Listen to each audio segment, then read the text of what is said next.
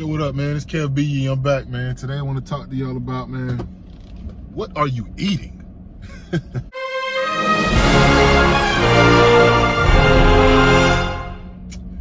You know, I'm really big on routine, man, and just how you live your life on a daily basis really determines the direction your life will go in, or the direction that your day-to-day life will eventually go. So it's really important that you pay attention and you are mindful of the foods that you're putting in your body. Just think about it like this. I'm pretty sure people have heard this analogy before. If you got a Ferrari, you know, top of the line, even if not a Ferrari, Mercedes, any high-end vehicle, they always require 93 gasoline.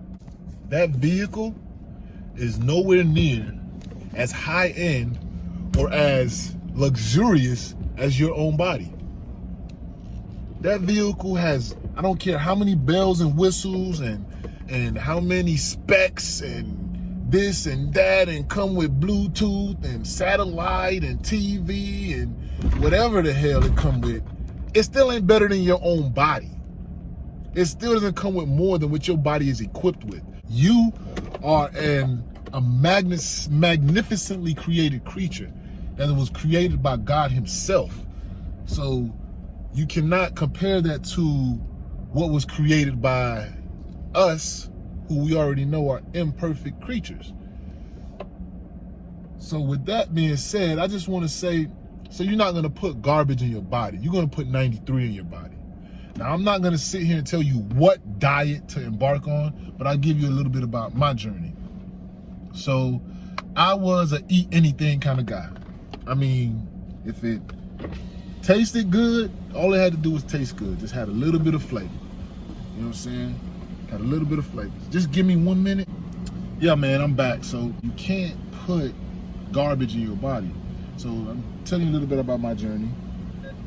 And what happened on my journey was you just have that feeling, and you know, man, you know within yourself, things ain't right. Something ain't right. Like, I know, if you're in tune with yourself, you just know, like, so I was just feeling like, man, I want to try something different, man. I needed a new diet, man. So I was looking different things up, reading different things, because I don't want to do what just everybody's doing, you know? I want to do my own. I'm one of those type of guys. I'm a leader, not a follower, and I follow the beat of my own drum. I move to the beat of my own drum. I don't ask for nobody's permission, and I make things happen. So I did some research and I landed on veganism. So I became a vegan, and I did it good. I was a vegan for about a good, I would say 4 years. 4 years. You know, one thing, I never liked the title of vegan because I felt like, why the hell do I have to be called why can't I just live my own lifestyle? I don't like titles anyways. Like, I don't like being boxed and having to live off this name. Like, once you say I'm vegan, people automatically have this type of connotation, like I love animals and I'm an animal lover and I want to save the world. Like, no. Like, I understand that for certain things to survive, certain things got to die. You know what I'm saying? That's just life. That's just life in general. Life is about survival. And shoot, if you're food, somebody's gonna eat you. So I never looked at veganism as like, oh, I want to save all the animals in the world, even though it's cool, but that ain't really bother me. I ain't really care about that. So I just never liked the title. And the more I got into it, the more research I did on it, I found out that vegans can be just as unhealthy or just as out of shape or bad eating habits as anybody else who's not a vegan. So it really didn't make any sense. So I just kept digging deeper, and I kept doing research, and what I came up with was the biggest culprit with your diet. Right now, I just call my diet a lifestyle. I don't have a name for it because I eat what I want when I want. Do I eat meat? Sparingly. Very rarely do I eat meat. It gotta be like special occasion, or I'm just feeling it. And because I was vegan for almost 4.5 years, that those cravings and all that stuff is out of my system. Like, even when I do eat it again, yeah, it's cool, but it doesn't. I don't have that attachment to it. Like before, it was like, damn, no meat. What I mean, grass? Like, get out of here with that. But now it's like, it was just a different perspective. It opened my eyes to understand, like, yo, you can eat so much different foods. There's so many foods that I closed my eyes to just because I didn't know any better. But because I became vegan, you know, you don't want to eat the same thing every single day. You got to be creative with what you eat. You know what I'm saying? And finding out about different fruits and different leafy greens and different vegetables and different types of beans and different meat replacements. It was a great journey. I loved it. But I just feel like everybody should do their research before they do it. I did lose a lot of weight, but then my body plateaued at a certain point. And I think that happens, you know, your body's gonna, with any diet, I feel like with any diet, you're gonna change, your body's gonna adjust.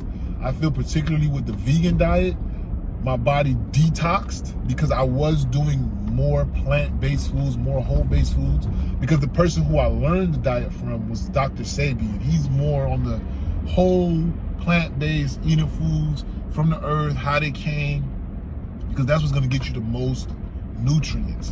And that's what really is the key. It's not about how many calories you eat. It's not about what vitamins and all that. It's what type of nutrients is it feeding in your body. Long story short, right? I've tried veganism and I made it to where it's just a lifestyle. Now it's a lifestyle for me. So there's no food technically off the table other than dairy. And that right there, the minute, and I'm talking about whole, like straight dairy, not something that's been cooked in a cake or cookies or things like that. I can still have those type of things, which I still do indulge in those things. Bite me if you think that I'm wrong for that. You know what I'm saying? Go figure your own stuff out, your own diet, figure out what works for you before you judge what I do. But either way, so yeah, as you can see, Unique African Boutique in the background. It's another one of my little side things I do, you know, family thing. But as I got through the diet, I began to realize and understand that, hey, what really, this whole notion of diet, and I don't like that word diet. I'm not gonna die. I'm eating to live. So I call it my lifestyle, because what I'm eating is gonna give me life and allow me to live more fruitfully, more abundantly, give me energy for the day. It's fueling me. It's not dragging me and making me sluggish. So I eat as much whole, natural foods as possible. My first meal of the day is always something that is natural, plant-based, fruits, veggies. Very seldomly do I have a processed meal for my first meal. My second meal of the day, I pretty much eat whatever I want. It's not usually meat included, but some type of processed meat sometimes. You know, all the ones that's out there, you can pick it, name it. I've had it probably. And I can indulge. It's not a certain amount I eat or what I do. Another routine that I've implemented is intermittent fasting. So I don't eat breakfast. If I do have something in the morning, it's more like a drink. Something more on the green side, like I have some wheatgrass that I'm taking now, do some wheatgrass shots, or I might have a wheatgrass drink, or I might go down to the Caribbean store and get me a sea moss drink, or I might make me a smoothie with nothing but fruits, spinach, and kale. You know what I'm saying? Like, that's it. Because your body is your temple, and you gotta feed that thing. So I just had this video to say real quick, man. Entrepreneurs or anybody who is trying to be successful, or entrepreneur, anybody that you've seen, they may not be vegan, they may not be vegetarian, but I guarantee you they have dietary restrictions that they follow. Because there's not one successful person that I know who doesn't at some level understand that there's a level of moderation that has to happen with their diet. Now, I'm pretty sure there's some exceptions to the rule out there, but I'm talking about the people who have started from a certain point, I mean the bottom, or had to work their way up to gain success. I'm not talking about somebody who's inherited and did this and did that. Usually along that journey from going from nothing to something, You have to strip yourself of so many different limiting beliefs that you've inherited from generations. You have to strip yourself from so many ideas. Your whole lifestyle literally has to change, because you can't go into the level of success, whatever that looks like for you, from where you are to where you want to be and be the same person. So there's a lot of things that are going to change in your day-to-day life and your routines, the way you speak, what you do, how you present yourself. All those things are going to change. And one of those things that I see that's across the board, and a lot of other people that they do, is their diet, because it becomes a part of your lifestyle. And probably on my next video, we'll talk a little bit about working out and a couple of other things that I do in my routine. We may even do some videos about what I'm actually doing, so you can see it in real time, and don't always catch me in the car. So, you know what my name is, Kev B. Catch you on the next one. Peace. Hey, I'm back, man. If you like these videos, you like the information that you're getting, remember to subscribe, like, share, and comment at the end of these videos, and let's talk about it. Peace.